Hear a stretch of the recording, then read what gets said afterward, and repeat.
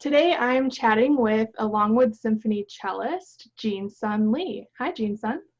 Hi, thanks for having me, Bridget. Of course. So, can you tell us a little bit about yourself? So I moved to Boston in 2017, and I came here for a job. So I'm an immunologist. I have a PhD in immunology and cell biology.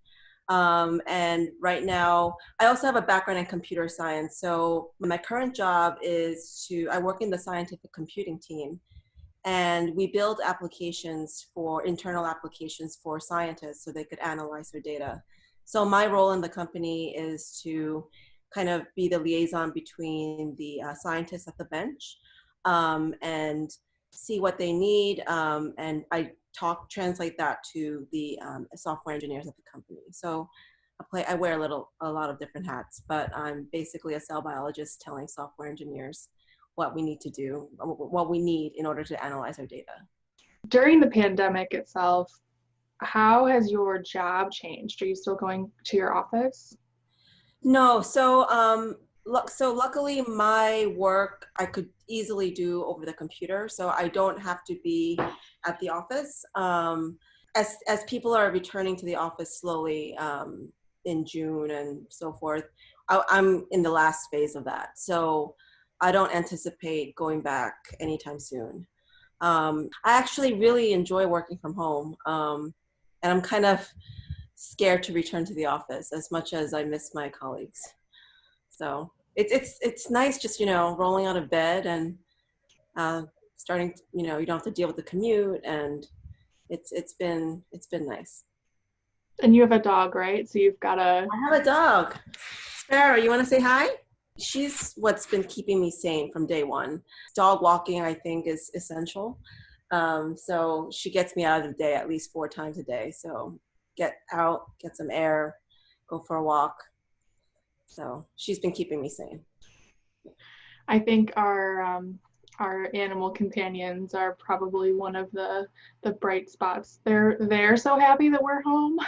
I know the only thing I'm a little bit worried about is when we return to work, are they going to have that reversal, with the separation, anxiety?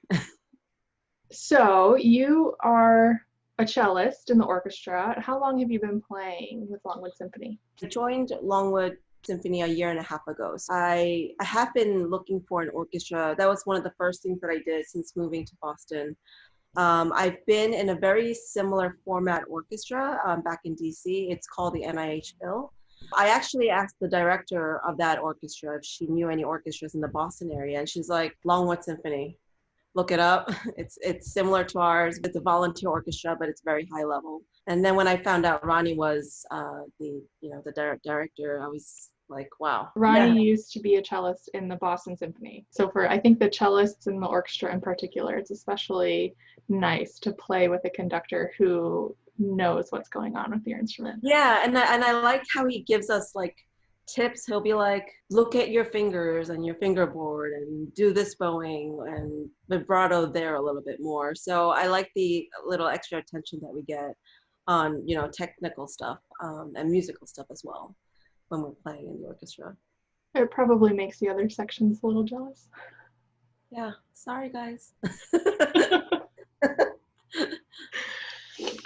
So with your music, you obviously chose to keep playing music through all your school, all through getting a PhD and coming to Boston to start your career. What has made you keep playing, even though you're not a professional musician full-time playing your instrument? I think I have a very artistic side, but I'm also very scientific at the same time. So for me, it's always been an outlet to kind of express myself and show my creative side. Um, so I'm going to get a little bit personal. But I've been playing the cello since I was 10. But when I was 16, I got really sick and I went into a coma for 3 months. So when I got out of the coma, I basically had to start from square one. I was basically a toddler or a baby reborn. I learn how to walk again, learn how to do basic arithmetic. So I met my cello teacher, who unfortunately died this past weekend. I met my cello teacher. He took me on as a student, and he really thought that as part of my rehabilitation, playing the cello, it would be really good for my hand-eye coordination, my brain, my brain use. So it was a big part of my rehab, just going back to the cello, and it has. I think I owe it to him and to the cello in helping me rehab much quicker than I would have anticipated at the time. So for that, I love playing. I especially love playing in ensembles. I love the teamwork. I've always been in like teamwork person, like a team player. Like in all the sports that I've played, I've never done solo stuff. I've always been on soccer teams or other team sports. So I love being in a group. I also, it's a great way to meet other wonderful people. And the bonus of Longwood is that there's so many people that are in your field, so there's so much to talk about with other people. Well, thank you for sharing your personal side of, this journey of your cello playing.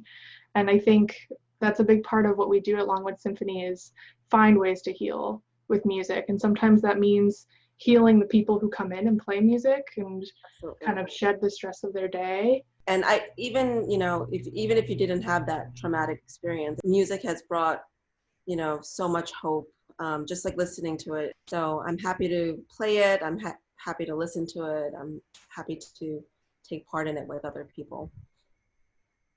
Well, shifting gears a little bit, what are you listening to right now? Oh, so it's kind of funny. So I wanted to take this quarantine time to listen to all Mahler symphonies nonstop from 1 to 9.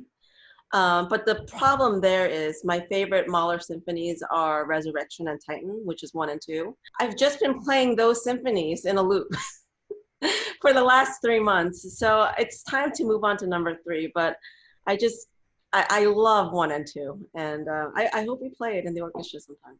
I think the epic emotion of his works is what really is drawing people to that right now. Right. It's funny. I have different music playing for different things. So if I'm working, like if I listen to Mahler, like I'll gravitate towards Mahler and just like start belting out, and I won't concentrate on my work.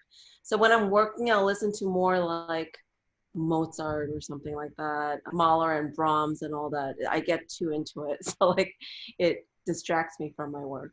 So there's different music for different things. I really enjoy bands like Radiohead, and I've been listening to them a lot.